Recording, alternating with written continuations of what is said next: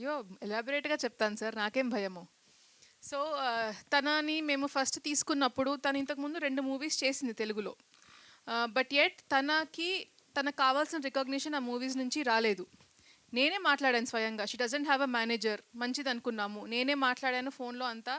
తనకి only thing was నాకు చాలా మంచి రోల్ ఉంది. నాకు ఆపర్చునిటీ కావాలి. అండ్ తను ఇనీషియల్ షెడ్యూల్స్‌లో అంతా కూడా చాలా బావుంది సార్. అది కూడా నాకేం కంప్లెయింట్ లేదు.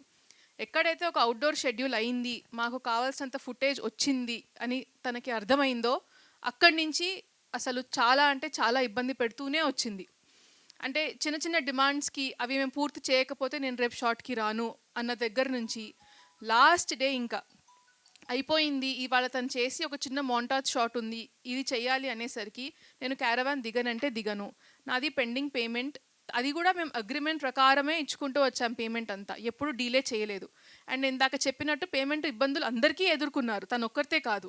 ఇన్‌ఫాక్ట్ వాళ్ళందరికన్నా తనకి సినిమా అవసరము. It is her movie. It is her opportunity. అందరూ రెడీ ఉన్నారు. నేను క్యారవాన్ దిగనని కూర్చుంది. బలవంతంగా అడిగిన అమౌంట్ మేము అంత ఇబ్బంది మాకు బడ్జెట్ ఓవర్ షూట్ అయిందండి. అది కూడా ఒప్పుకుంటాను.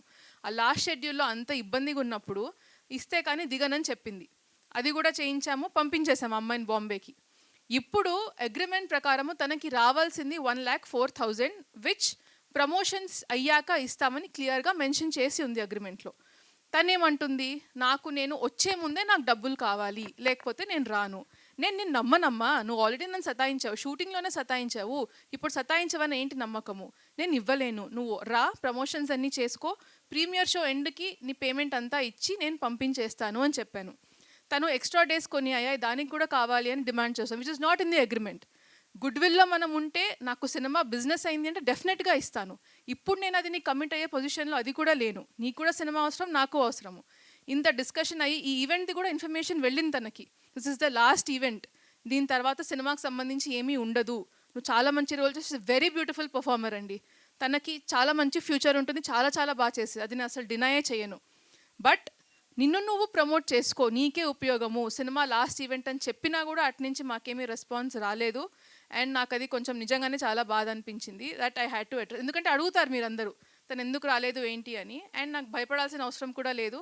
So I thought I'll address it మీ అందరి ముందు బిఫోర్ తన టాపిక్ రాకముందు. అండ్ ఇంకొకటి, I'm not breaching the agreement.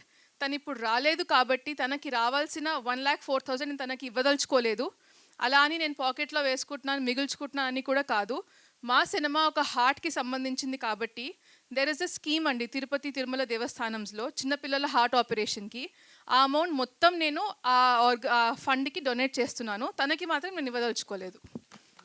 Sir Kiran గారు, ఇప్పుడు అంటే మీడియా సమక్షంలోనే అది చేసేస్తుందండి, ఆ పేమెంట్ కూడా చేసి. సార్ సార్ కిరణ్ గారు, సార్ అంటే ఇప్పటి వరకు ఈ నెలలో చాలా మంచి కంటెంట్ చూశారు ఆడియన్స్. వర్షమ్మటి బ్లాక్ బస్టర్స్ సినిమా రీసెంట్గా ఇరుముడి కానీ విశ్వనాథన్ సన్స్ కానీ అంటే మంచి కంటెంట్కి అలవాటు పడ్డారు ఆడియన్స్. సో మన కంటెంట్ ఎలా ఉండబోతుంది అంటే ఎలాంటి కంటెంట్తో మీరు ఆడియన్స్ని ఆకట్టుకోవడానికి ట్రై చేస్తున్నారు? వీటి మధ్యలో ఖచ్చితంగా కంపారిజన్ వస్తుంది కంటెంట్ గురించి. ఎలా ఉండబోతుంది కంటెంట్? అవన్నీ ఎంత బాగున్నాయో కీకు చిరంజీవి కూడా ఈక్వల్గా బాగుంటుంది సార్. ఈక్వల్గా ఎంతో కొంత బాగుంటుంది కదా, ఈక్వల్గా బాగుంటుంది. 2026లో బెస్ట్ మూవీస్లో కీకు చిరంజీవి కూడా డెఫినెట్గా ఉంటుంది.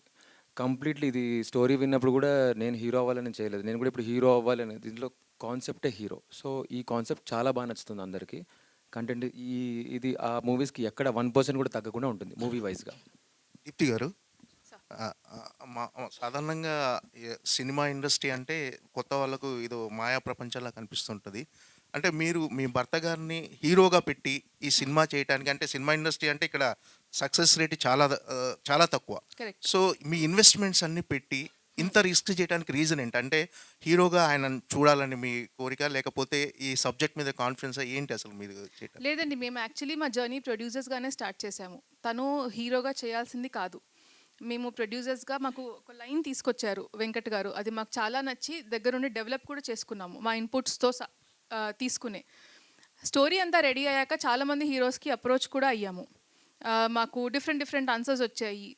కొంతమంది రెమ్యునరేషన్ దగ్గర ఉంటే, కొంతమంది సినిమా బడ్జెట్ మినిమం ఇంత ఉండాలి అనడము, కొంతమంది 1 year వెయిట్ చేయండి అనడము.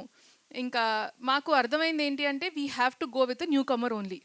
అండ్ అప్పటికి మా పేపర్ మీద ఉన్న బడ్జెట్కి అంత బడ్జెట్ ఇంత మంచి స్టోరీ ఒక న్యూ కమర్కి it will be a blessing.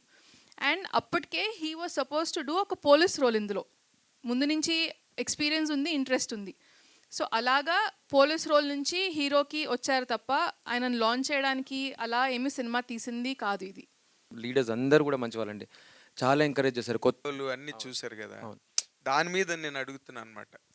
మీకు ఎంతవరకు మీ మీద జడ్జిమెంట్ కుదిరింది? మీకు ఈ మూవీ మీ సక్సెస్ మీద మీకు ఎంతవరకు ఫెయిత్ డెవలప్ అయిందని అడుగుతున్నాను సార్. ఈ మూవీ అంటే ఎవరైనా వేరే ప్రొడ్యూసర్ చూసి అంటే వీడు పర్ఫామ్ చేయగలుగుతాడా లేడా అని చెప్పి చూస్తే మాత్రం డెఫినెట్గా నాకు ఆఫర్ ఇచ్చేస్తారు. ఈ మూవీ చూస్తే మాత్రం 100% అది.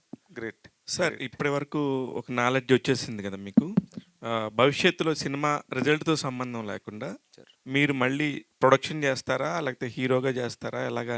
కీకో ఎంటర్టైన్మెంట్స్ నుంచి మంచి సినిమాలు వస్తూనే ఉంటాయి సార్. ఇలాంటి కంటెంట్ ఉన్న సినిమాలు వస్తూనే ఉంటాయి. సైమల్టేనియస్గా నేను నా వల్ల అయినవి కూడా నాకు ఆపర్చునిటీ వస్తున్నాయంటే చేస్తుంటాను, లేదంటే మన దాంట్లో చేస్తుంటాను. రెండు విధాలు రెండు జరుగుతూనే ఉంటాయి సార్. ఓకే. 28వ తారీఖు మీ సినిమా రిలీజ్ అవుతుంది. ఇంక మరో 3 రోజులే ఉంది కాబట్టి Yes, sir. All the very best sir. కొంచెం ఇంకా వీలైనంత బాగా చేయండి. All the Thank you very so best. much. Thank you sir. అది కొంచెం కెమెరా జూమ్ చేసుకోండి. అంటే ఆ 4,000 సురేష్ గారికి ఇచ్చేస్తాం మేము సార్. కొంచెం అది మీరు రెస్పాన్సిబుల్లో. సురేష్ ఒక్కడుంటే చాలండి, అన్ని పనులు అయిపోతాయి. సార్ హీరో గారు దీప్తే కెమెరా సార్. హీరో గారు హీరో గారు ఎక్కడ సార్? ఒక్క నిమిషం సార్. ఈ సినిమా మీ సినిమా చాలామంది ప్రొడ్యూసర్స్కి ఇండస్ట్రీలో వేశారని చెప్పారు. చాలామంది ఇది 100 కోట్ల సినిమా అంటున్నారు. ఇది నిజంగా అని అంటున్నారు, బయటకు వచ్చింది ఆ టాకు. ఇది నిజంగా కామెడీయా లేకపోతే మీరేమన్నా బజ్ ఏమైనా సృష్టించాలని అలా చేశారా? సార్ నాతో అన్న మాట ఇదే సినిమాలో హీరో ఒక పెద్ద హీరో పడి ఉంటే ఇది 100 కోట్లు కొట్టే సినిమా అని నాతోటే అన్నారు.